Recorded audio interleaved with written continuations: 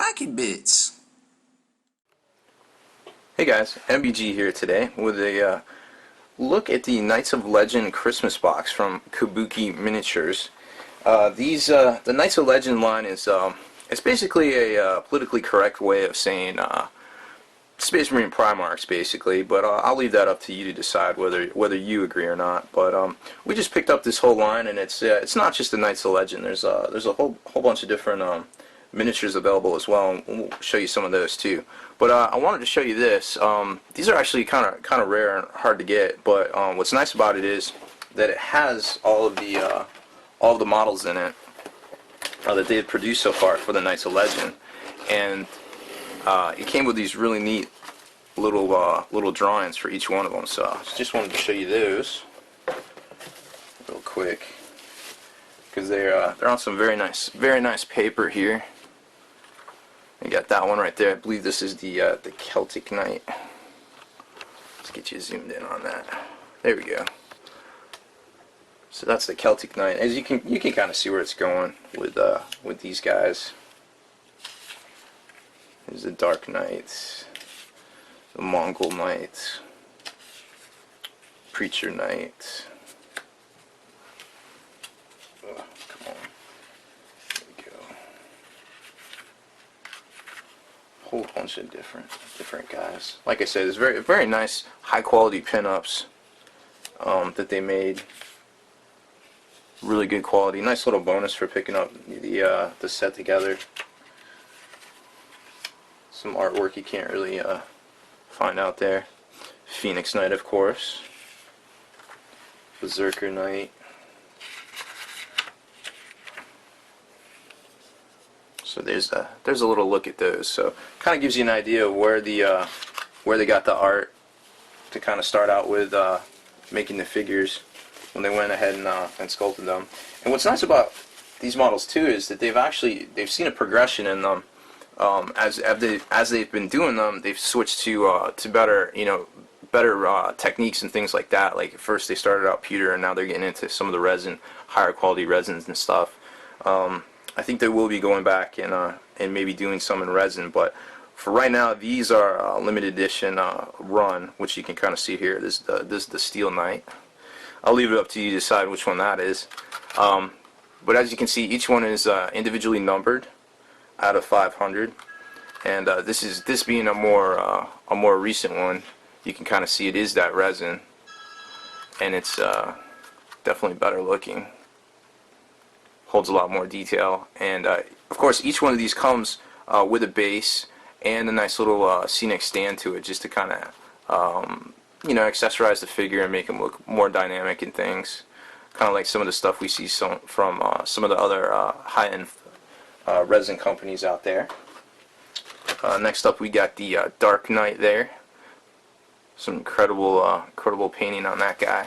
He's also one of the newer ones from Kabuki, so he's going to come in resin there. As you can see, really high quality cast. This is the Gorgon Knight. Again, another very well painted miniature there. Being a little bit older, only the base is resin on this one, but kind of give you a size comparison there. You're definitely looking at a 40 to 50 millimeter figure, depending on if he was standing up or kind of running it or in the pose he is there. So obviously these are much bigger than your normal 28 millimeter figure. This is the Smith Knight. Again, this is an earlier one, so it's mostly pewter. I can't really get a good look at him there, but yeah, the picture kind of says it all. Next up is the Castilian Knight. Very interesting design there. There's a good look at him. Now this thing comes with a fully enclosed resin base there, which is kind of neat. Gothic Knight. Very familiar looking, and he's mostly pewter with a resin base there as well. You gotta admit the hand numbered each individual unit hand numbered is really cool. Celtic Knight here with his two wolves running in the snow. The nice little snowy base there. Pretty cool little action diorama and figure for it to lead your armies into battle. This is the Preacher Knight, the guy that started it all, and he's also pewter, but you can kind of definitely get a good fully standing up, as opposed to some of these other action poses. You can definitely get a good idea of how big that model is. This is the Millennium Knight, and he is also a little bit older design, so he's going to be pewter there. The Phoenix Knight. There you go, there's a good look at him right there. Very cool model. Obviously not standing up all the way, but very cool nonetheless. Berserker Knight. I think we can all agree who this gentleman is right here. And let's try to get you a good look at here.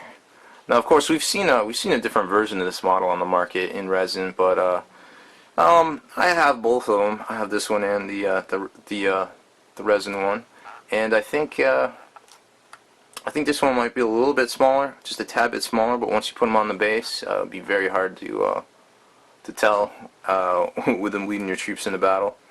Looks like his components are going to be in resin right there, but very cool model nonetheless. And the price tag on that one rather, is very hard to beat compared to the original, perhaps.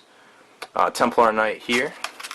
I believe this was the first one they came out with, so it's a little bit older design, by a year or two, but as you can see there, it's definitely between a 40 and a 50 millimeter figure.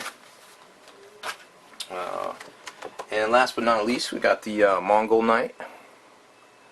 Very interesting design, and I believe he's standing on a dragon's head base, and he is also a rather large figure, as you can see there. So that's pretty much the set of Knights of Legend. Then they also have some other products as well, like they call them luxury conversion beds, which it's basically just resin upgrades for different things. This is called the Icarus backpack. There's about 20 different items in that line right now, and you can tell the wingspan on this one's quite impressive. Just to give you an idea there.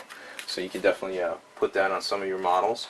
Then they've got what they call the standalone line, which is kind of just like some different models of sci-fi, kind of switched over to sci-fi, or just sci-fi and origin in general. This is Patton X, which is basically famous general from back in the day there, and as you can tell, he's definitely a 28 millimeter figure.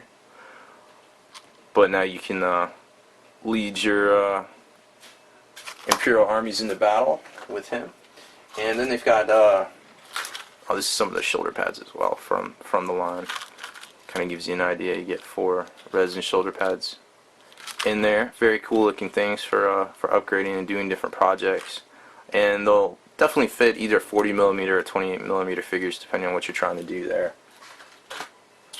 And then the last 2 lines they put out is they're called Pinup Girls, which is actually 2 different versions. They come in 28 millimeter, which they call Little Sisters, and 54 millimeter, which they call Big Sisters.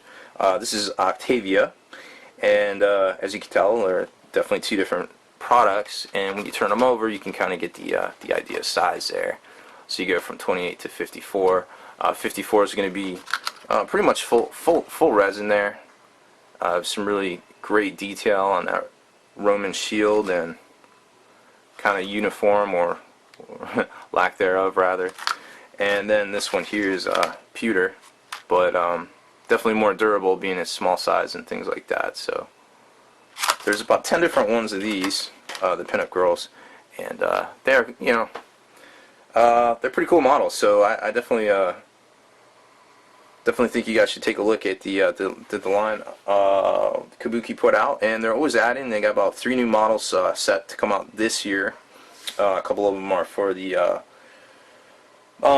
Knights line, and I'm sure they'll come out with some other stuff here and there. So That's pretty much just a quick look at the Kabuki miniatures line. Hope you enjoyed my review of these guys, and definitely think you should check them out and give them a chance. They're really neat miniatures. Spiky Bits.